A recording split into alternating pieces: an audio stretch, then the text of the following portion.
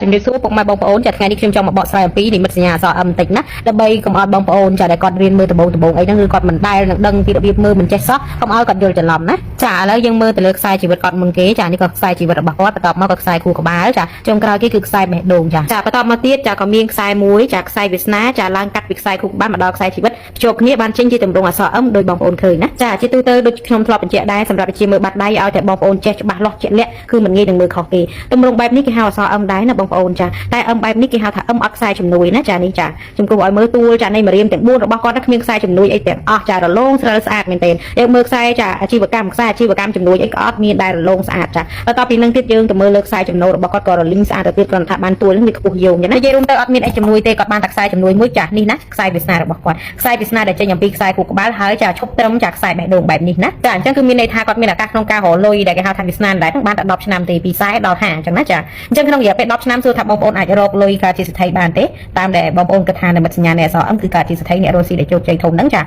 ហើយខ្ញុំឲ្យមើលកម្រិតនៃខ្សែបេះដូងណានេះខ្សែបេះដូងរបស់គាត់កម្រិតចានៃខ្សែរវាងខ្សែបេះដូងនិងខ្សែខួរក្បាលរបស់គាត់គឺគិតគ្នាយកតែមែនទែនហើយសួរថាគិតគ្នាបែបហ្នឹងយ៉ាងមិនដែរគឺមានន័យថាមនុស្សដែលចង្អៀតមនុស្សដែលរិះលុយកាត់មិនងាយនឹងចេញលុយទេណាចាហើយរឿងខ្លះគេគិតងាយស្រួលតែយើងគិតចង្អៀតណាយើងគិតថាទៅអត់រួចនិយាយរួមគឺខ្សែគេហៅថាចង្អៀតរឿងរញ៉ាំរញ៉ូនឹងតែម្ដងណាអញ្ចឹងគឺសួរថាអ្នករស់ស៊ីមួយដែលគេរស់ស៊ីធំសួរថាគេហ៊ានទេចាគឺគេហ៊ានបថុយប្រឋានហើយគេហ៊ានចាប្រើភាពឆ្លៀតវៃរបស់គេដើម្បីតស៊ូចាដល់គោលដៅរបស់គេទៀតអញ្ចឹងអានឹងហើយជាចាមូលហេតុដែលបងប្អូនចាអត់ទាន់យល់ច្បាស់អញ្ចឹងមើលវីដេអូនេះហើយកុំឲ្យចាឲ្យយល់ច្រឡំទៀតណាកុំឲ្យថាខ្សែបាត់ដៃខ្លួនឯងអញ្ចឹងរួចថាក្បួនមើលបាត់ដៃមិនត្រូវទេចាខ្សែបាត់ដៃខ្ញុំមានអឹមដែរខ្ញុំក្រវេទនាម្ល៉េះចាអាហ្នឹងគឺមើលទៅលើខ្សែបែបហ្នឹងណាចានេះហើយគេហៅថាអឹមដែលពិបាកណាចាអញ្ចឹងនេះគ្រាន់តែជាការបកស្រាយមួយដើម្បីជាជំនួយឲ្យបងប្អូនចាឲ្យយល់ច្បាស់អំពីការមើលបាត់ដៃតែប៉ុណ្្នឹងចាអញ្ចឹងសម្រាប់ចាបងប្អូនដែលគិតថាខ្សែហ្នឹងខ្ញុំមានហើ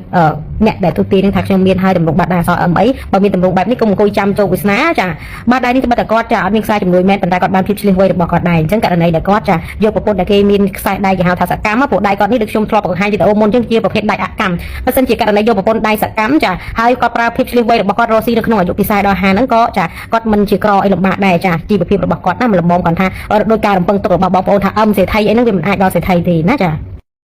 ាចាជំរាបសួរពុកម៉ែបងប្អូនចាថ្ងៃនេះខ្ញុំមកបញ្យល់អំពីចាខ្សែអាពាហ៍ពិពាហ៍ហើយនិងខ្សែគូចាពីចំហៀងដៃយើងនេះណាចាសងខាងនេះចាគេហៅថាខ្សែអាពាហ៍ពិពាហ៍សម្រាប់ខ្សែអាពាហ៍ពិពាហ៍នេះដែរគឺវាសំខាន់ណាស់ចាបើខ្សែអាពាហ៍ពិពាហ៍នឹងមិនល្អចាទោះបីជាខ្សែគូចូលមកចាគុណភាពខ្សែយ៉ាងណាក៏ដោយក៏នៅតែមិនល្អដូចគ្នាណាចាតោះឥឡូវយើងមកពិនិត្យមើលខ្សែអាពាហ៍ពិពាហ៍ណាចាខ្សែអាពាហ៍ពិពាហ៍ដែលខ្ញុំចង់និយាយទី1គឺខ្សែអាពាហ៍ពិពាហ៍ដែលកោងបែបនេះណាចាកោងបែបហ្នឹងហើយចុងរបស់វាចាគឺចាប់សំយងចុះទៅខ្សែបេះដូងណាខ្សែអាពាហ៍ពិពាហ៍បែបនេះគឺមិនល្អទេចាគឺមានន័យថាចាគូនៅអាយុ25ឆ្នាំចុះក្រោមបើសិនជាម្ចាស់បាត់ដៃយកគូនៅ25ឆ្នាំចុះក្រោមចាគឺនឹងត្រូវបែកបាក់គ្នាដោយចាប្រត់រស់ឬក៏ប្រត់ស្លាប់ណាប្រត់រស់ក៏ប្រត់បែបចាគេហៅថាបែបដោយមិនល្អចាបែបដោយអាក្រក់ផងដែរណាចាឥឡូវយើងមើលខ្សែអាពាហ៍ពិពាហ៍ទី2ណាខ្សែអាពាហ៍ពិពាហ៍ទី2នេះចាមកចំហៀងកោងបែបនេះមកចំហៀងទៀតចាគឺដាច់តចូលគ្នាហើយចាតចូលគ្នាខាងចុងទៀតចាហើយបែកជាពីរខាងចុងខ្សែអាពាហ៍ពិពាហ៍បែបនេះក៏អត់ល្អដូចគ្នាដែរណាចាគឺមានន័យថាចា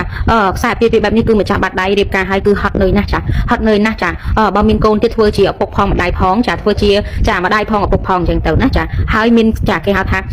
គូស្នេហ៍របស់ចាម្ចាស់បាត់ដៃនឹងមានខាងក្រៅទៀតណាចាមានអ្នកខាងក្រៅមកជ្រៀតជ្រែកទៅទៀតណាចាតោះឥឡូវយើងមើលចាគូអាពាហ៍ពិពាហ៍ទី3ណាចាគូអាពាហ៍ពិពាហ៍ទី3ចាគឺខ្សែចេញពីខាងក្រៅនៃខ្នងដៃចាសំយងចុះចាមកចាខ្សែបេះដូងដូចគ្នាចាហើយក៏មានចាខ្សែចាដៃមកចំហៀងទៀតហ្នឹងចាមានខ្សែកោងហើយចាបែកជាពីរហើយតគ្នាណារញ៉េរញ៉ៃចាឡើងចាមានខ្សែបែកជាពីរឡើងទៅដល់ចាចង្កូនដៃណាគូអាពាហ៍ពិពាហ៍បែបនេះក៏ល្អដូចគ្នាគឺគេហាមមិនឲ្យយកតែម្ដងព្រោះចាគឺបើបែកហើយគឺបែកចាដោយមិនល្អដូចគ្នាហើយចាបែកក៏អត់ងាកក្រៅដូចគ្នាដែរព្រោះខ្សែគូចាវាចេញអំពីខ្នងដៃណាចាអញ្ចឹងទាំងពីរនេះគឺត្រូវមើលទាំងពីរចាទាំងឆ្វេងទាំងស្ដាំព្រោះមានការពាក់ព័ន្ធគ្នាទៅវិញទៅមកណាចាហើយសំខាន់ទៅទៀតចានេះណាចាត្រូវមើលចាខ្សែជីវិតទៅទៀតណាចាព្រោះអានេះខ្ញុំនិយាយរឿងខ្សែអាពាហ៍ពិពាហ៍ទេចាកន្លែងទៅលើខ្សែជីវិតដែលខ្ញុំគូសនេះក៏វាត្រូវចាមានការទំនាក់ទំនងគ្នាទាំងឆ្វេងទាំងស្ដាំដូចគ្នាគេហៅថាចាមើលចាគូកម្មផលណាចាគូកម្មផលអានឹងគេនិយាយពីខ្សែគូណានៅលើខ្សែជីវិតចាហើយចាពីចំហៀងដៃនេះគេហៅថាអាពាហ៍ពិពាហ៍ណាចាខ្សែអាពាហ៍ពិពាហ៍អញ្ចឹងខុសគ្នាណាខ្សែអាពាហ៍ពិពាហ៍ផ្សេងចាខ្សែគូកម្មផលផ្សេងណាចាឥឡូវខ្ញុំទៅសេកឲ្យមើលទៅចាស្រួលចាចំណាំមើលខ្លួនឯងណាទាំងពីរហ្នឹងគឺត្រូវមានតំណែងតំណងគ្នាត្រូវមើលទាំងពីរទាំងអស់យកមកវិនិច្ឆ័យទាំងអស់ទើបអាចចាយកជាការបានមិនមែនថាមើលតែគូ